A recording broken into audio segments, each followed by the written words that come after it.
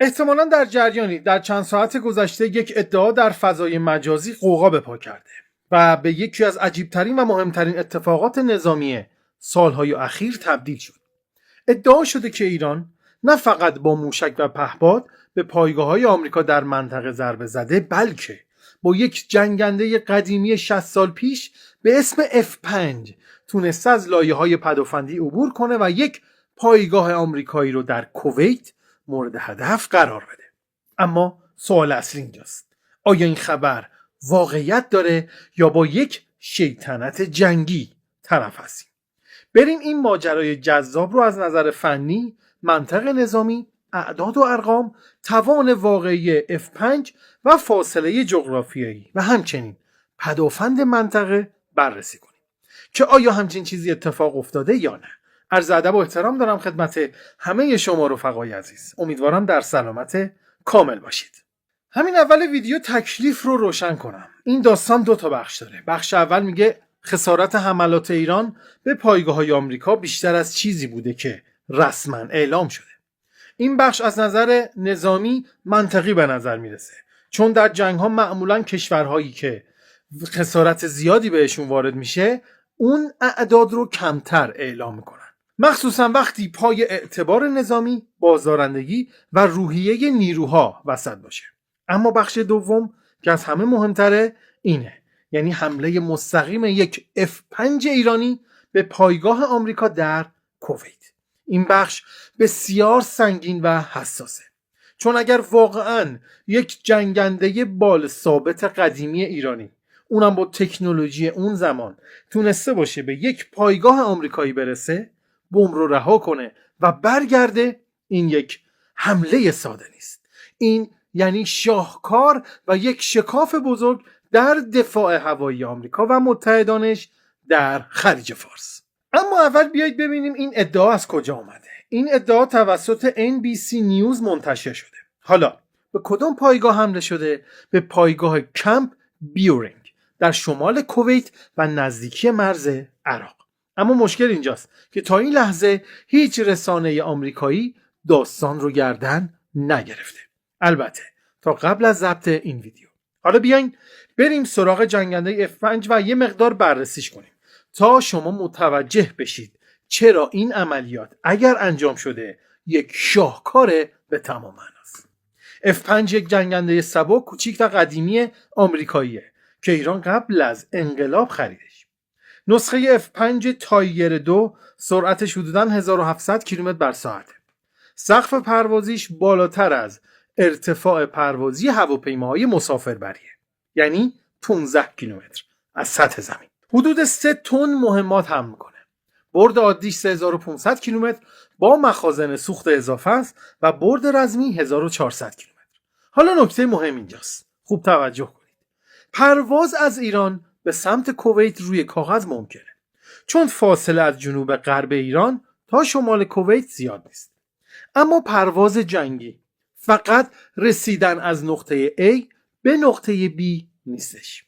جنگنده باید بلند بشه، پنهان بمونه، مسیر امنی رو انتخاب کنه، از رادارهای زمینی و هوابرد عبور کنه، با جنگنده ها یا کشتی ها درگیر نشه، به هدف برسه، مهمات رو رها کنه و بعد سالم برگرده. اینایی که گفتم برای یک جنگنده غیر پنهانکار مثل F5 و مقابله با شبکه راداری که بردشون بین 400 الی 1000 کیلومتره بسیار سخته. در ضمن خود کویت، عربستان، قطر و بحرین هم رادارهای شناسایی دارن و احتمالاً هواپیماهای هشدار زودهنگام هم در منطقه در حال گردشن، اونم با توان شناسایی اهداف بین 350 تا 400 کیلومتر. حالا این F5 از همه این سطح‌ها باید گذشته باشه و برگرده که این کار بسیار بسیار سخته. پس چجوری ممکنه یک جنگنده نسل قدیم با تکنولوژی 60 سال پیش تونسته باشه به تکنولوژی روز دنیا غلبه کنه؟ سناریو اینه که جنگنده در ارتفاع بسیار پایین ممکنه پرواز کرده باشه، یعنی راه دیگه غیر از این به نظر من وجود نداره. یعنی 100 متری از سطح زمین و دریا از نقاط کور راداری استفاده کرده باشه. از طریق اختلال الکترونیکی همزمان از طرف ایران و همچنین کمک با حملات موشکی و پهپادی وارد شکاف مورد نظر شده. F5 تونسته در لحظه آشفتگی میدون نبرد یک بمب یا چندین بمب رو رها کنه و برگرده. این از نظر تئوری محال نیست، چون در تاریخ جنگنده ها بارها دیده شده که هواپیماهای قدیمی در شرایط خاص از شکاف‌های دفاعی عبور کردن. اما این حرکتی که با F5 میگن انجام شده بسیار بسیار پر ریسکه و یه جورایی شبیه به یک عملیات انتحاریه و ممکن بود بر نگرده، چون F5 اصلا پنهان کار نیست، سیستم مقابله با جنگ الکترونیک نداره، دود از موتورش بیرون میاد که با چشم معمولی هم قابل دیدنه، حالا چه برسه به رادار یا دوربین های حرارتی. اما چرا من میگم این ادعا هنوز قطعی نیست؟ چون حمله موفق یک جنگنده ایرانی به پایگاه آمریکایی باید رد پا داشته باشه. یعنی چی؟ یعنی اول باید تصاویر ماهواره‌ای ازش پخش بشه. در حال حاضر شرکت‌هایی مثل ماکسر، پلنت لبز و ایرباس تصاویر رو قبل و بعد از حملات دارن منتشر میکنن. مثلا در همین حمله ایران به پایگاه العدید در قطر تصاویر ماهواره‌ای نشون داد که یک سازه گنبدی که یک رادار بسیار قوی بود آسیب دید. دوم این که اگر جنگنده واقعا وارد حریم کویت شده باشه، احتمالا رادارهای کشورهای دیگه هم باید اونو ثبت کرده باشه. حالا سکوت کامل در برابر چنین حادثه‌ای عجیب به نظر میرسه و تنها جوابی که من بهش رسیدم اینه که سانسور شدید رسانه‌ای وجود داشته که نذاشتن این خبر پخش شه. از طرف دیگه هم نباید ساده لوحانه به این داستان نگاه کنیم دوستان و بگیم که چون آمریکا قدرتمنده پس هیچ اتفاقی نمیفته و نخواهد افتاد. تجربه حملات گذشته نشون میده که حتی پایگاه‌های آمریکا هم آسیب پذیرن و آسیب دیدن و ممکنه یک حمله محدود با F5 انجام شده باشه. در حملات موشکی ایران به پایگاه‌های آمریکا منابع گزارش دادن که پایگاه‌های آمریکا بخش زیادیشون تونستن موشک‌ها و پهپادهای ایرانی رو رهگیری کنن، اما نه همشون رو. البته همون تعداد کم هم باعث خسارات سنگین شده. خب نکته بعدی راجع به حمله F5 ایرانی به پایگاه آمریکا جنگ رسانه‌ای دوستان.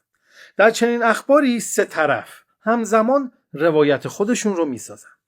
طرف اول که ایرانه میخواد نشون بده که توان پاسخ داره و پایگاه‌های آمریکا در منطقه امن نیستن که نیستن واقعا. طرف دوم هم آمریکاست که میخواد نشون بده خساراتی که بهش تا الان وارد شده محدوده و بازدارندگیش رو همچنان حفظ کرده و همه چیز درسته. طرف سوم هم رسانه‌ها و پیج‌های دیگه هستن که در فضای مجازی دارن کار میکنن و برای جذب مخاطب از هر دو طرف روایت‌های شوکه کننده تر رو انتخاب میکنن و منتشر میکنن.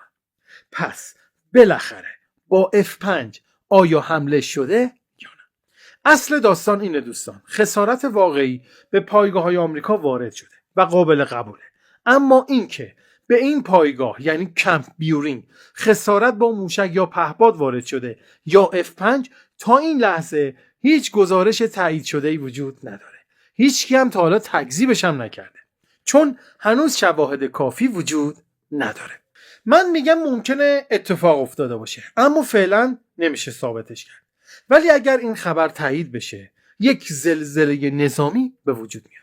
چون F5 یه جنگنده قدیمیه، پنهانکار نیست و محدوده و عبورش از پدافندهای چند لایه آمریکا یک نوع شکست برای آمریکایی ها محسوب میشه. در جنگ امروز فقط موشک‌ها شلیک نمیشن، روایت‌ها هم شلیک میشن. بعضی روایت‌ها از موشک‌ها خطرناک‌ترن، چون قبل از اینکه حقیقت روشن بشه ذهن میلیون‌ها نفر رو در سراسر جهان هدف میگیرن. پس هر وقت چنین اخباری رو شنیدین، نه سریع باور کنید و نه سریع ردش کنید. اول بپرسید سندش و تصاویر ماهواره‌ایش کجاست؟ منابعش کجاست؟ چون در جنگ‌ها اولین قربانی همیشه حقیقته. خب ممنون که منو تا آخر ویدیو همراهی کردید. خوشحال میشم شما هم اگر کامنت ها باز بود حتما نظرتون رو بنویسید. مطمئن باشید من نظراتتون رو میخونم. مواظب خودتون باشید و خداحافظ.